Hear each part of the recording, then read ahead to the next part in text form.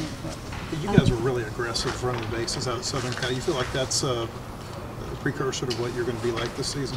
Well, I kind of mentioned it before the season started. We're just gonna take what you give us, and we felt like that the catcher had a good arm, had a good release, but the pitchers, a few of them were slow to the plate, and so we didn't really. To me, maybe one or two times, I think we stole 8 or 9 bases.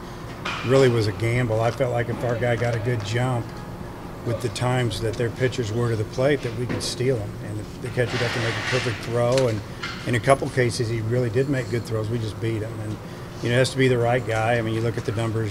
Martin can steal, Ezel can steal, Franklin can steal, a couple other guys in there a little bit, and that's what we did. The wind's blowing in from left, from left to right, and we weren't going to probably hit the ball out of the park to left field unless you hit one like Martin hit, because it would have gone out anywhere. It didn't matter how hard the wind was blowing.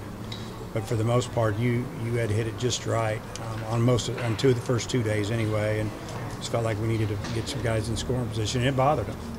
But to answer your question, I mean, we're not going to run crazy, but there are 4 or 5 guys in the lineup that they can steal. If they get a good jump, they have an opportunity to get there. Psychologically, is there a lift just to winning a road series? Which I didn't realize y'all didn't last year. I didn't either.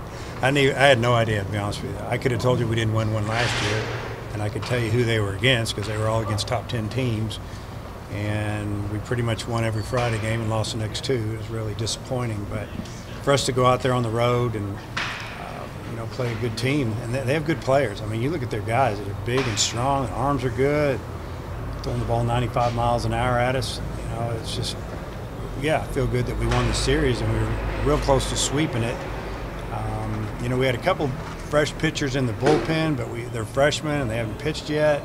We didn't feel great about bringing them in those situations, but we'll do a little bit more experimenting over the next few weeks, and maybe we can find another arm or two to help us out. You did put Wicklander in a tough situation, and then he came back after that and pitched really well. He did. He pitched really well. What happened there, I still don't know what happened. I mean, you saw what he did here. He threw 10 pitches and struck out the side his first outing, and I know it's at home and it's, a non-Power 5 team, but he still did it. And to go there and throw the ball the way he did, I mean, he just was wild. He couldn't command it, and kind of saw it when he was getting loose. Once we brought him in the game, he threw a couple to the backstop, and his curveball slipped out of his hand a couple times. Kept looking at his hand like the ball was slick, and I think he was a little bit of everything. A lot of nerves, a lot of family in the stands and friends, and there's 4 or 5 guys on USC's team that he played either high school ball or summer ball with. So hopefully he learned from that, and we feel like he did. And I thought he threw really good second time out, and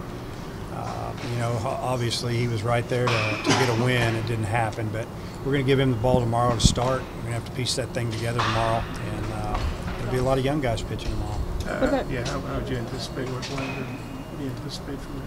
Tomorrow? Yeah. I think he'll throw well. I think, first off, he's a tough kid, and he wants the ball, and he's used to having a lot of success. I mean, he's one of our top recruits as far as pitchers, and he's shown us what he can do. And, we don't expect him to pitch very long. We just want to give him a start. Maybe he goes 2 or 3 innings.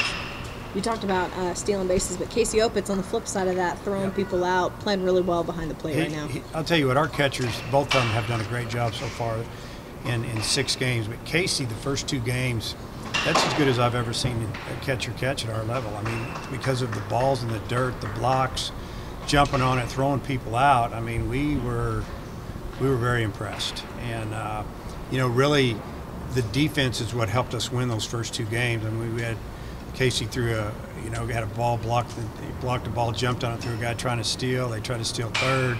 Left fielder makes a diving catch going away from his glove, a backhand dive, and a couple 3 in the infield. It was fun to watch. But Casey was really good, and I thought Zach caught really good in Game 3 as well. What do you feel like Kerstead needs to do to get going offensively? Yeah, he's the guy. I mean, he's hitting probably around 200, and he'd tell you he's left a lot of runners out there. Runners at second and third, 1 out. Runner at third, 1 out.